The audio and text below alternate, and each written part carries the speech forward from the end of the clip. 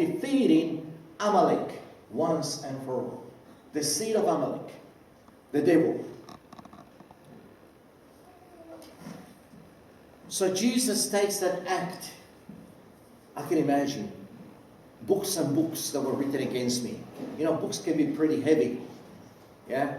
But taking the, I don't know, have you ever shifted and you had a box of books? And a box, not very big, it's actually heavy. Very heavy. But imagine the books about the whole humanity, the weight of that. Because he's taking the act, the written things, and he's taken it to the cross. No wonder his arms had to be sustained. With your mighty arm, you redeem your people, the descendants of Jacob and Joseph. When it says about the mighty arm, we think God goes there and with a sword, I'm sure maybe he's right-handed, and just, we forget that the arm is, that's how he defeated. We read it. That's what Paul understood. His mighty arm is the one that is on the cross, not the mighty arm that we think someone like Goliath can go and fight and punch someone up. That's not what he's talking about in Psalm 77. It's his mighty arm that is on the cross. I am poured like water, and all my bones are out of joint. My heart has turned to wax. It has melted within me. And so they would have gone out of his joint. You see, they didn't get Jesus and nail him on the cross like we nail a poster. We put a picture on the wall. He would have been nailed to the cross on the floor, and there would have been a hole there made for the cross. And when they lifted the cross, the force of that cross and his weight, as it hit the ground, it would have taken his bones out of joint. That's what it's talking about. And no wonder that his arms were failing. All my bones are on display. People stared and gloat over me. And this image of Moses and Jesus was prophesied. Deuteronomy 18:15. The Lord your God will raise up for you a prophet like the one from among you. Like me from among you. From your fellow Israelites, you must listen to him. The Lord will raise a prophet like me in the future, and you must listen to him. I will raise up for them a prophet like you. This is God now telling Moses, from their fellow Israelites. And I will put my words in his mouth. He will tell them everything I command him. He's talking about Jesus. So Jesus, in some way, had to have some similarities to Moses. Otherwise, Moses is talking about someone else. By the way, Aaron means exalted in Hebrew and bringer of light in Egyptian. Remember, Aaron was born in Egypt. So two different meanings. And her, remember the movie Ben Hur? I'm talking my age here now. Ben is son, her is pure, white. So on one side, in an image of Moses, you have the bringer of light, and on the other side you have pure. Unlike the one on Golgotha. And Joshua, so I'm just looking at the names that are in this story. Salvation comes from the Lord. By the way, Joshua was not his name. Moses renamed him. Numbers 13:16. These are the names of the men Moses sent to explore the land. Moses gave Hoshea, son of Nun, the name of Joshua. How appropriate. Hoshea means salvation. But Moses said, no, I don't like your name. How about we call you Joshua?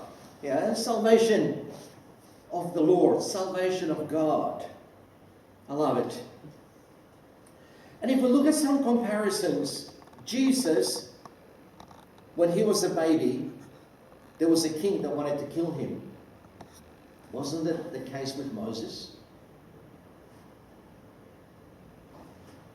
Jesus went to another country, Egypt. Wasn't that the case with Moses? He fled Egypt.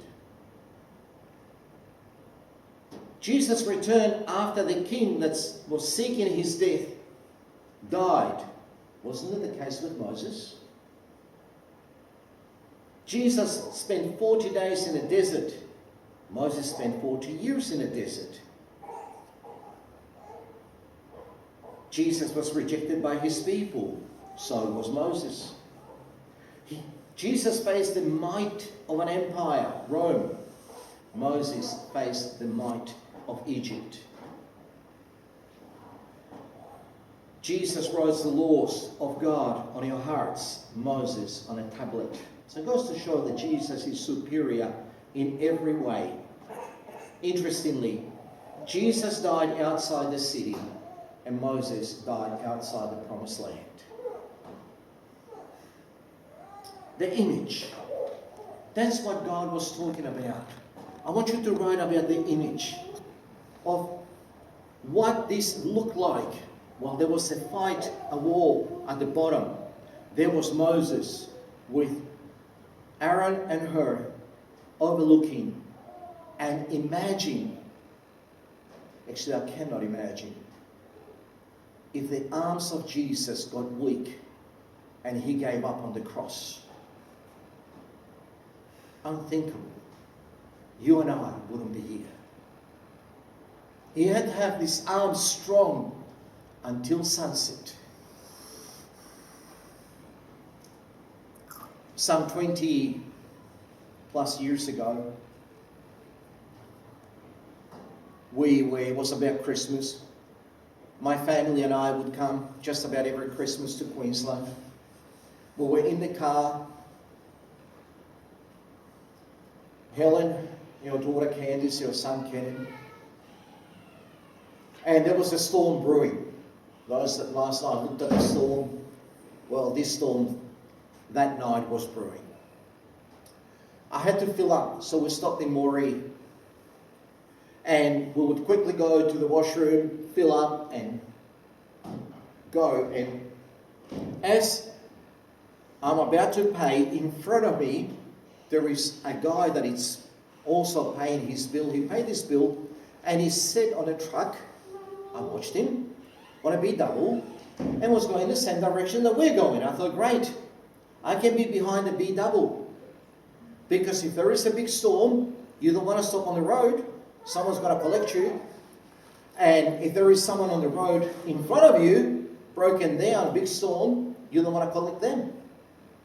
There was a perfect plan. As I'm about to hit the road, my son says, I'm hungry. Son, we just stopped. I filled up. And I'm going to be another 3-4 hours in the car to Gundy Windy. I thought, okay, let's turn back. Son, have whatever you want. Hot dog, chips, I don't care, just now. My plan is ruined. So we sit in the car. I hit the road. I'm going to speed now to catch up to the truck because I know the storm is coming. And about 5 minutes on the road, lo and behold, torrential rain. I could not see the front of the car. I cannot pull over because the shoulder is mud. So I cannot pull over and wait for the rain to stop. I cannot stop on the road. And I'm afraid to keep going because I might collect someone. So I'm going to pray. And I'm very afraid. I am very afraid. Thunder, lightning, and Helen fell asleep in the car. Now, how can you sleep on such a storm? And my daughter is fully awake. And I'm still trying, I'm looking for that truck. I'm hoping that the truck would have slowed down so I can catch up to him. And in one of those, lightning strikes. The whole sky lit up. Like from as far as you can see in any direction. And in the middle of the torrential rain, I could see on the right-hand side, over the road, over the land that is between the road and the fence, and the bushes, I saw clearly the image of one man on a cross.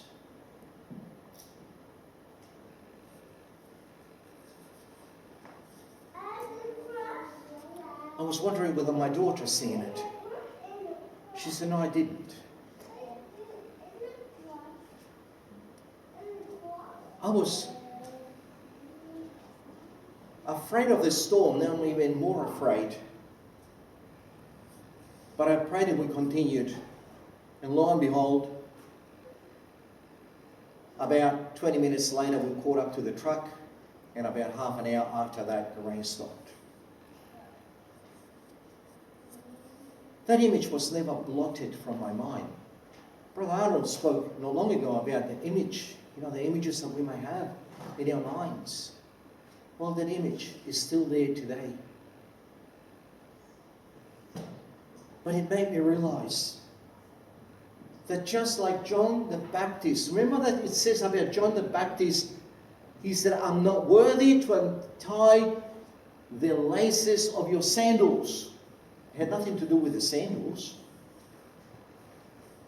Or John the Baptist is saying, I'm unworthy to even begin to wash your feet. For what other reason would you take the sandals if it's not to wash someone's feet? I am unworthy to untie that, let alone to wash your feet. And I felt unworthy to see that image that is on my mind. I will never get rid of that image from my mind. Was I hallucinating? Well, no, I was not on alcohol. Was it late at night? No, it was only about 8 o'clock. Just got dark. I was not dreaming. But sometimes some images stay forever. And this is the image that God wanted us to have. The image on the cross, on the hill of Golgotha. Lest we forget. I'll put a song on. I have the lyrics here. Hopefully this will work. I just hope that the image of the cross makes the transformation in our lives. Just before we started, there was a song that was picked, 752, and I'll read the second verse. Sin and despair, like the sea waves cold, threaten the soul with infinite loss. Grace that is greater, yes, grace untold, points to the refuge of the mighty cross.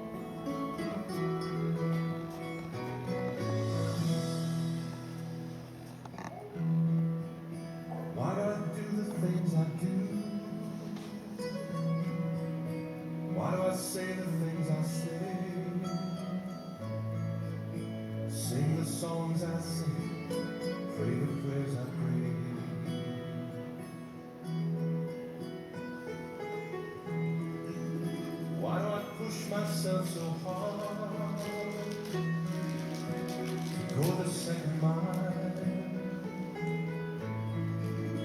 knowing my reward may only be a smile. There's a picture in my mind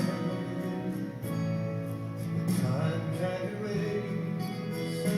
There's a memory from days gone by that helps me keep my place. It's in the front of my mind, in the back of my mind, to the left and to the right.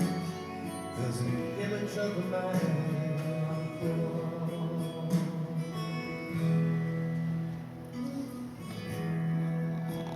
Why should I care what others think?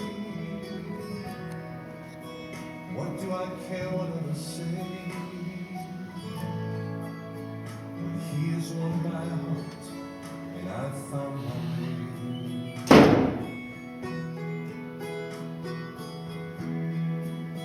What do I care what it may cost?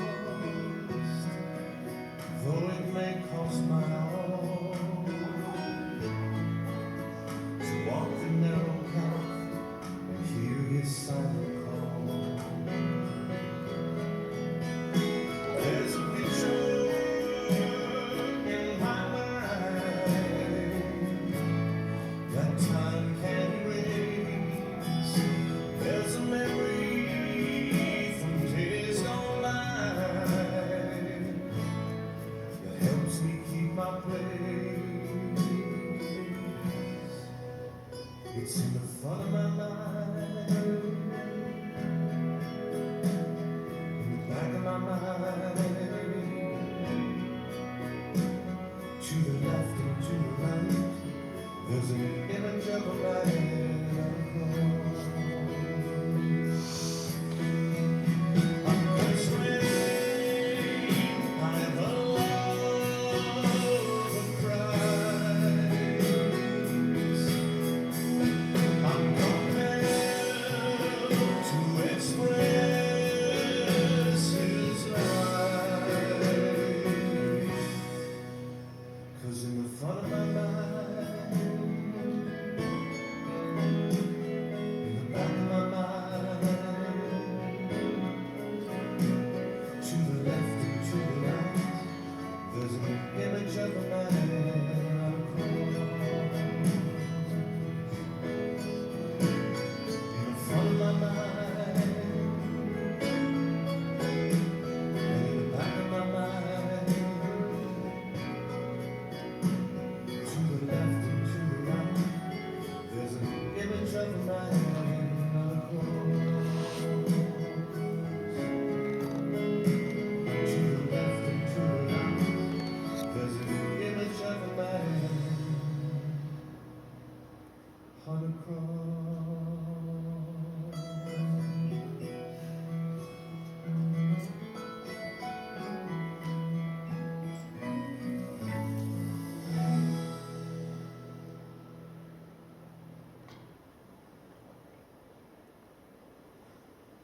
One of the brothers lead us in prayer.